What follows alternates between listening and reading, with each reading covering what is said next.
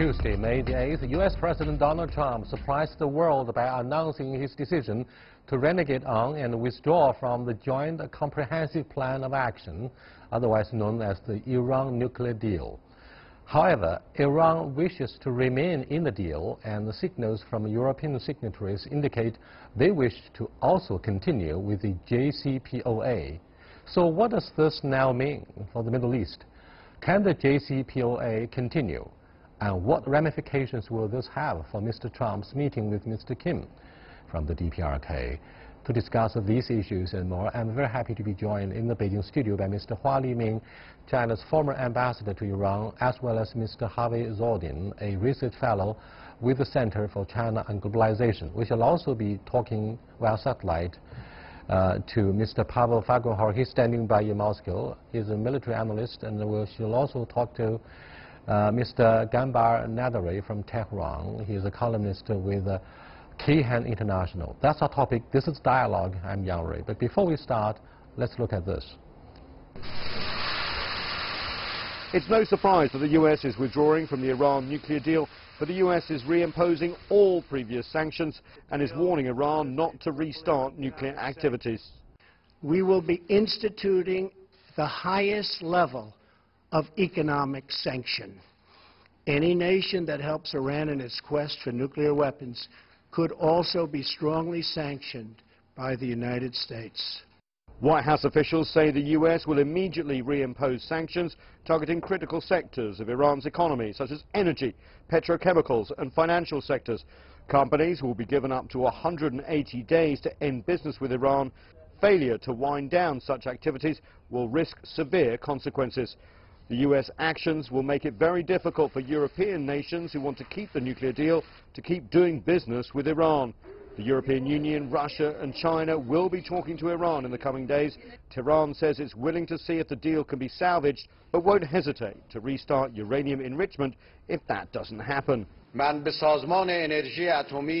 ordered the Iranian Atomic Energy Organization to be ready for action if needed, so that, if necessary, we can begin our industrial enrichment without any limitations.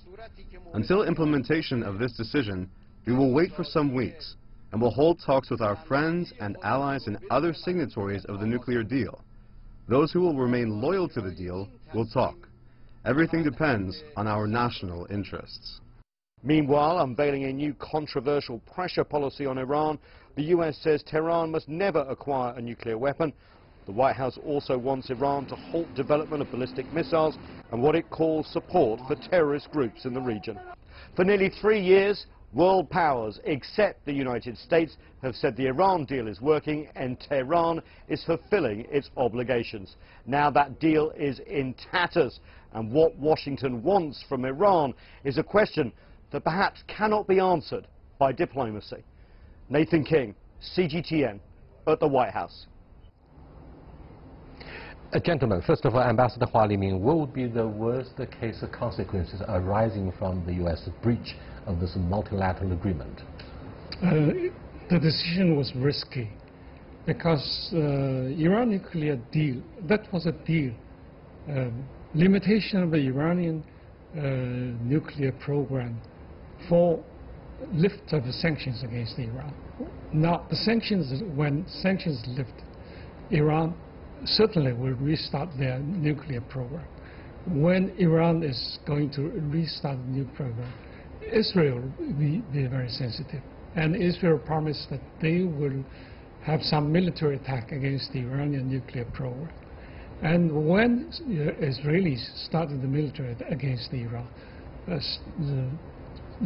necessarily the United States will be involved too. That will be a very risky and explosion of war in the Middle East. So that's why I call it risky. My hunch is that what you want to say is that should economic sanctions be resumed, the nuclear ambition would be put into practice by the Iranian leadership, and that will risk a full confrontation with Israel and perhaps with the United States. So now, Mr. Zordin, what are your thoughts about the political fallout? Well, John Bolton, who's a major actor here, has been on record as wanting regime change in Iran, nothing less. He's even chosen a successor group to run the government in Iran, somewhat similar to the situation on August 19th, 1953, when Iran had a coup led by the CIA of a democratically elected government. Bolton wants regime change, and that's what he's aiming for. I believe if the sanctions come on, that there's going to be a hot war, as the ambassador said. Thank you so much. Let me go to Mr. Nadary, our Iranian columnist who's standing by for our discussion about the issue of common concern. Now, Mr. Nadary, why do you think President Rouhani decides to remain in the deal despite the very severe threat from the United States to completely suspend the deal? Well, we should ask why Iran signed the JCPOA in the first place back in 2015. Iran wanted to prove to the international community, to the international civil society, that it is not after nuclear weapons, that its program is peaceful and it favors diplomacy over war and confrontation, which Iran says it is unnecessary when we have the diplomacy before us. For the same reason, last night President Rouhani made it absolutely clear that he is going to give diplomacy another chance. He is going to send his foreign minister Zarif to the capitals of China, Russia, and of course the EU member states in order to talk to them, in order to see if they are going to stick around, if they are going to commit themselves to the nuclear deal, somehow to save it in the absence of the United States. But at the end of the day, he says, if it doesn't work, if the talks doesn't work, and we are not going to see any benefit from this, the nuclear deal, I'm afraid we are going to walk out too. So at the end of the day, the ball is now in the courts of China, Russia, and the EU member states. They are the ones that are going to decide whether they are going to cave into US pressures or stand their ground and defend this important diplomatic achievement, which, by the way, has proven successful from day one. It has managed to secure peace and stability in the region and beyond, and it has been a win-win deal for everyone. Let's cross our fingers and hope that somehow Europe, China, and Russia will help keep this important deal in place in the absence of the United States. Mr. Zoltin, what do you think of the impact of secondary sanctions? Well, they're going to be very severe, as the President said, and the question is, how can they be avoided, or what are the workarounds? So some of them are that the EU has legislation that is a blocking statute that blocks enforcement of these secondary sanctions. Another thing is that a lot of the transactions could be conducted in RMB and euro. This would get around some of the sanctions as well. But it depends on how vociferous and how difficult the Americans are going to be, and Trump seems like he's going to be very difficult. Ambassador Hua, what will China and Russia do together to minimize the negative impact of the American defiance, I mean, its effort to tear apart the deal? I think Russia and China will be very firm supporter of this JCPOA, and the European Union, so far, they have been very firm on their stance. The President Macron of France and the Chancellor, German Chancellor Merkel visited Washington and tried to persuade President Trump not to withdraw from the agreement. But I wonder if the Europeans can stand to the end of because many European banks, the European companies, they have their relations, connections, both with Iran and the United States. So, of course, their business within the United States or with the United States will be affected. So this is I think the key issue will be European standard. Thank you so much. I think Mr. Pavel from Moscow is ready. Hello. Hello. Hi, Pavel. What do you think of the plight of the European Union, given the fact that it is facing sanctions against Russia and now sanctions are being resumed against Iran? I mean, your I mean, the market of the European Union will be seriously undermined as a result of the unilateral acts by President Trump. What do you think of the consequences?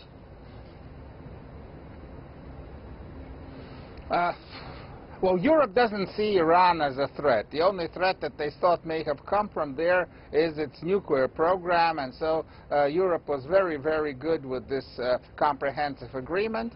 And, of course, it's an opportunity to do business with Iran.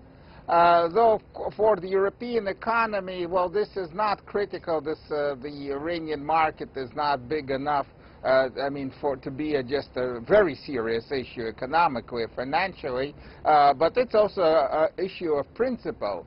But Europe finds itself kind of between a hammer and a hard place, because it's not just simply America walking out on this deal. There are kind of wars happening there, by proxy, of course, between Saudi Arabia and Iran, say in Yemen, between Israel and Iran and pro-Iranian forces in Syria. So that means that Europe may be facing a real serious crisis in the Middle East. As a result of this America withdrawing from the treaty, things can go from bad to worse. And this is quite closer to Europe than it is to the United States. So it's not just simply economic issues. There's military issues involved, and strategic ones too. Thank you, Mr. Hua Liming. Earlier on the campaign trail, Mr. Trump, the candidate, said he didn't like the nuclear deal with Iran. Now, do you think his administration has been held hostage by the Saudi and Israeli lobby groups, or it's rather the whims and decision of this president, who is known for his unpredictability, that matters by the end of the day? I think Donald Trump's administration in his Middle East policy has been kidnapped has been taken hostage by Israel and Saudi Arabia. And of course, he's taken hostage by his voters too, because he promised, during the election campaign, promised to withdraw from the nuclear deal. So that's made, I think, many votes from that point, especially this period when he's been criticized by the oppositions, by the Democrats, and by the other parts of the United States society, and especially on the mid-election of November. So that will make me very anxious to have the voters' support. So I think this is the main point of yes, indeed, the approval rating at home has been brought back to around 42% for the power base of President Bush. And that's something, if it could be called a blessing for President Trump before the midterm elections. But at the same time, Mr. Zodin, what do you think of the credibility of the United States? I mean, I'm not talking about the United States. I'm talking about the Trump administration, because he withdraws from one multilateral agreement to another, like the TPP, Climate Change Pact, as well as the nuclear deal, the JCPOA nuclear deal with Iran. I mean, people are being driven mad by his defiance and his respect for multilateral agreement. I mean, this is something very big for particularly the U.S. allies in Europe. Trump has always operated this way as a businessman, also as a leader now for the last almost year and a half. And I think the credibility of the United States is almost none, zilch, almost rock bottom at the moment, because if you sign an agreement that took 5 years to negotiate among 6 major countries plus Iran, and it was very hard fought, and then he just comes in and abrogates it. This is not what nations, responsible nations, are supposed to do. And so if I were Kim Jong Un, I'd be thinking to myself, all right, Trump's coming. If he signs an agreement, is it going to be good tomorrow? Is it going to be good next week, next year? I'm not sure. Thank you so much. You are watching Dialogue with Mr. Hua Liming, Mr. Harvey Zodin, Mr. Nadary, and Mr. Pavel. We're discussing ramifications of the latest decision by President Trump to totally undermine and tear apart the multilateral deal on the nuclear capability of the Persian state, the Iranian Republic, Islamic Republic of Iran. We'll be back in a short while. Please stay with us.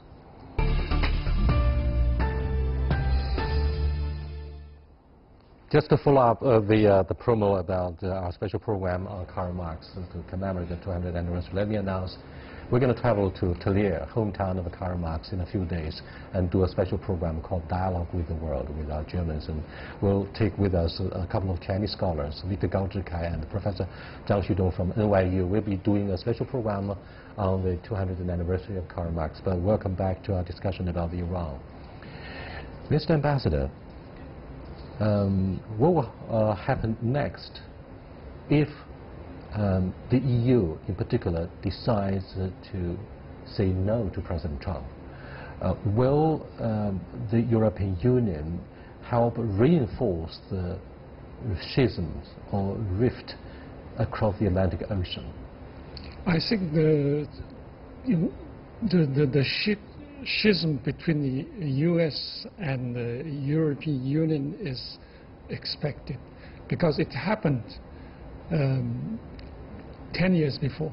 Are you saying that the European Union will do more to take the future of their regional bloc into their own hands, like Angela Merkel said after she was turned down to have a handshake with President Trump in the United States? Remember in 2003, when the U.S.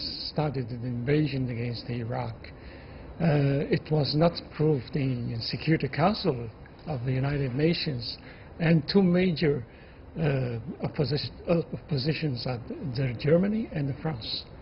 And so now I can see that will repeat again in 2018 when US and Europe will divide it over this issue.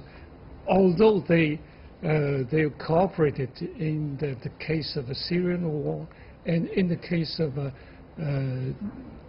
Russian and the British relationship, but this time they have big differences between, because the benefits are different. US have zero benefits in Iran, but the European Union, especially France, Germany, they have big benefits in Iran, so they will not follow the US example.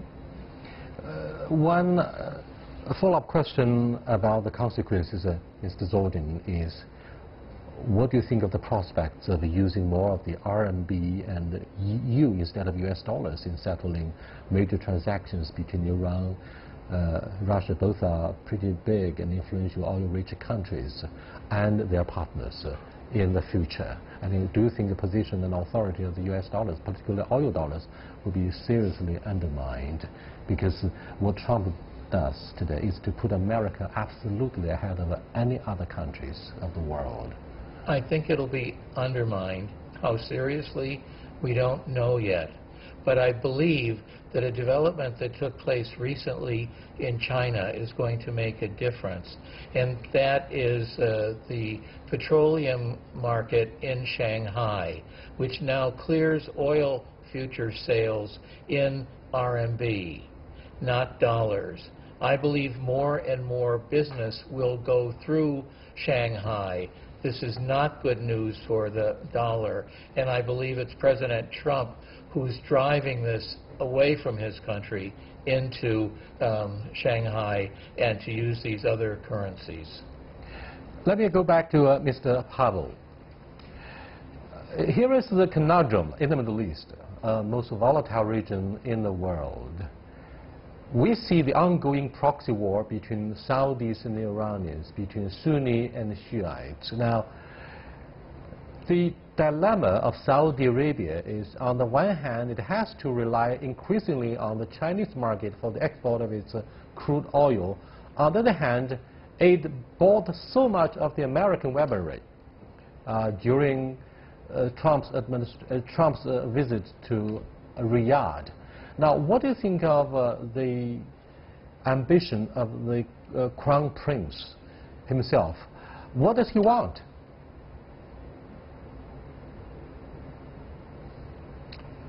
Well, this is a dilemma for all the countries in the Middle East because America is, of course, still very important, but they don't have a coherent policy there. And how to deal with the Trump administration is not an easy, there's no easy answers. And of course, this is the situation there is not very good and could get worse. Today, the Israeli army said that it's in heightened state of alert, possible clashes coming up between Iran and Israeli forces in Syria, where Saudi Arabia most likely is going to be seeing itself as a de facto Israeli ally. At least they'll be they're on the side of the Israelis, not on the side of the Iranians. And of course, the Prime Minister of Israel, Netanyahu, is right today in Moscow, observing the grand military parade on Red Square with President Putin.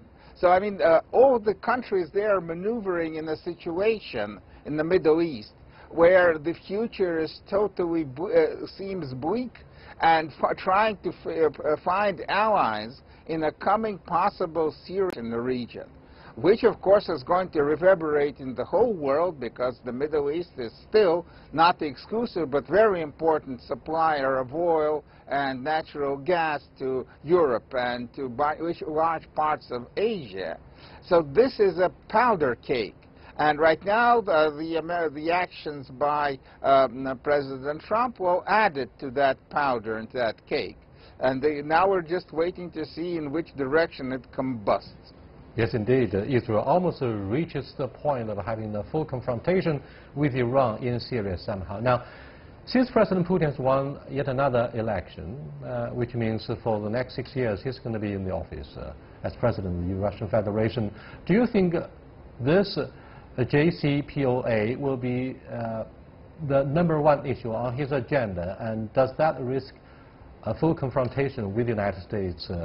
They are already on loggerheads over Syria, and do you think Iran, a de facto ally of Russia in the Middle East, will be yet another catalyst for further confrontation between Moscow and Washington? Pavel? Of course, Russia officially fully supports the Iranian nuclear deal and says that the American withdrawal is wrong and that Russia will continue to support the deal. The thing is that there's very little economic trade going between Moscow and Tehran. And when the deal was signed, the Iranians kind of turned away somehow from Moscow, at least in terms of economics, and began making deals in the West where they're more interested to sell there and to buy there. So when Iranian relations with the West sour and possible sanctions intervene, that's a chance for Russian business to move in. And there's a very powerful pro-Iranian and effective pro-Iranian lobby here in Moscow. But there's also a very powerful and very effective pro-Israeli lobby in Moscow. And President Putin is known that he has wonderful relations with Prime Minister Netanyahu, and there's connections even between the Russian military and the Israeli military, and the Russian military and the Iranian military. So Russia is in a kind of middle position, and right now is trying to balance in this confrontation happening in the Middle East. Though, of course, with America, yes, our relations are not good at all, but with Israel, it's very different. So Russia Thank you so much, Pavel. The indispensable. Yes. Thank you so much. Let me go to Mr. Nader in Tehran. China has been a very close business partner of Israel. We've been doing business for years, and we are the biggest export market of Washington, despite the ongoing trade war between the Trump administration and the Chinese market. Now, question is, what would happen should, by the end of the next 3 months, during the run-up, Iran show its defiance and economic sanctions will be resumed? What do you expect China to do in response? Well, we don't wish any conflicts between our allies and allies of the United States. We want peace, we want diplomacy to prevail. We don't expect China to sacrifice its national interests for its Iranian allies. We want China to talk some sense to the US government to get them back to the nuclear deal. We expect the same thing from Russia and the European Union. Make no mistake, if Trump goes ahead and imposes severe sanctions against us, we will suffer a lot. We will suffer severely. But we have been through thick and thin over the past 40 years. This is not the first time that they are going to impose crippling sanctions against us, and certainly it won't be the last. We expect our allies, we expect our business partners to talk some sense to the United States and tell them that if they have some problems and some concerns about our policies in the Middle East, if they have some concerns about our nuclear program, or even the JCPOA, we have a commission, we have a committee. They can go there, they can talk to that commission and somehow find a balanced solution out of any kind of conflict of interest. But war, economic warfare, conflicts in the Middle East, attacking us diplomatically or militarily is not the way forward.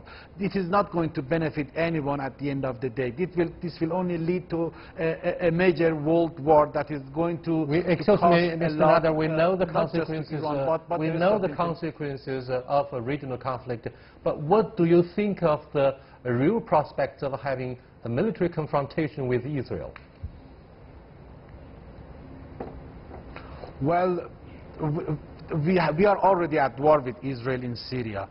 The Russian forces are attacking Iranian forces in Syria. They have killed Iranian forces, and we have so far refused from retaliation. But that is not going to continue forever. Make no mistake, we have missiles that can reach easily Israel. And we have refused attacking Israel for the simple fact that we don't want confrontation. But if the economic warfare goes on forever, if Israel continues to kill our soldiers in Syria or even in Iraq and elsewhere, I'm afraid we have no choice but to fight back. And when we fight back, as President Rouhani made it absolutely clear last night, both the United States and Israel are going to regret it. You have made your position very clear. Thank you so much for being part of this dialogue. Last question, Ambassador Hua Liming. Our friend in Iran says over and over that China is an ally of Iran, but to my knowledge, we tend to call them a very close strategic partner. We don't call them ally. Even with Russia, we don't use the word of ally to describe the very special partnership. What do you think of our relationship with the Persian state? The relationship between China and Iran has been always very good. The only factor is the American factor. We have to see that the fact.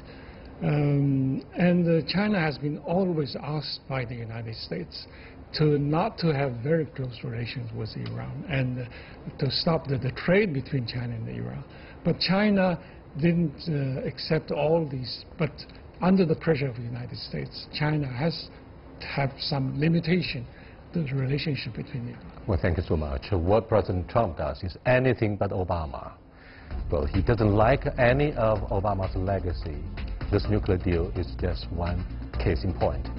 President Obama has joined the criticism against President Trump for doing this. I'll see you next time. Goodbye.